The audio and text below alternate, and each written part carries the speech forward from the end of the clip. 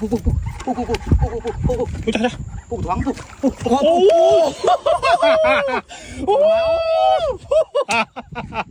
Má ơi, chụp đây. Thùng nằm rồi luôn.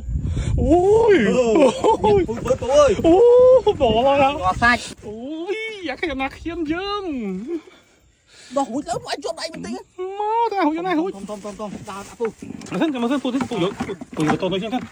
Ôi. Mày trong lưng cái phát bị tắc tính mà mày cái này. Trong anh.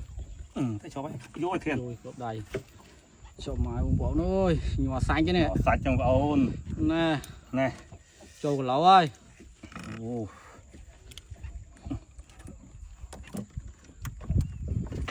Trời. Tạm kịp. Ủa mình bấu thì. Cọ sân. Nè, ông tỏ nè. Ủa lịch mà cái này. Trời. Đi vào lại đi mình tích nữa. Này. Ui thùng rồi. Cháu á. Ngồi à. Ôi đây chỉ cày này tiếp. Ui à. Trời chứ đâu. Ui, phồng ha. Ôi khâu gì khiến. Cái này thằng mang tí ngồi. Ngồi này dọn cô nhà thì mày. Cặp rồi. Cặp.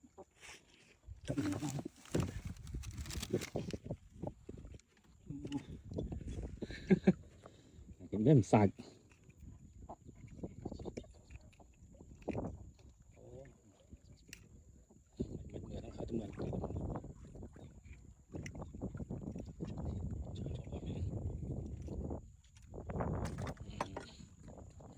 Vài món hàng thôi ăn vẫn toàn chuồng được sai rồi đó nghe.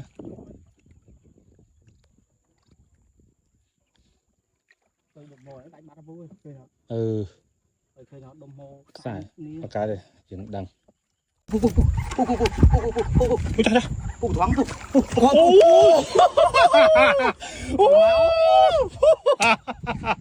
Má ơi, chụp đây. thùng nằm rồi luôn. Ôi. Bớt tú ơi. Bỏ ra đó. Nó sạch. Ôi, giá cái nào khiên dương. Nó húi lắm, anh chụp đây mình tính. Má ta húi này húi. Tôm. Đào đã phu. Mà thân phụ to nói chân thân. Ôi. Mày trong lưng cái phát bị tắc tính mà mày cái này. Trong anh. Thấy cho vậy. Vô thiền. Rồi, chụp đây. Cho mai ông bỏ ơi, nhưng mà xanh chứ nè. Sạch trong ôn. Nè. Nè. Trâu lẩu ơi. Ồ.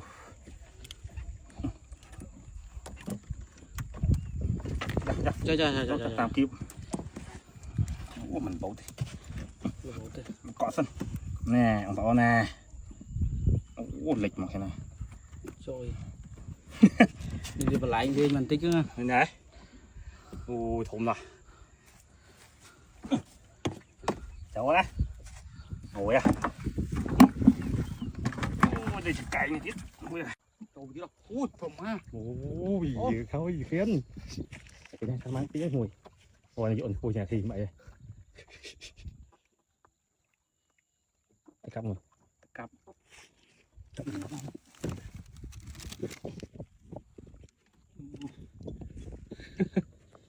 Cái này sạch.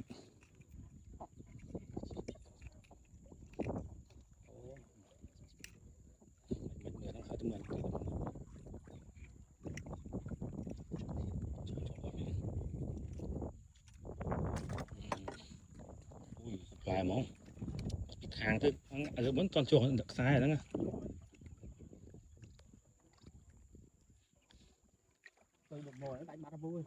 Ừ sai cái đây chuyện đằng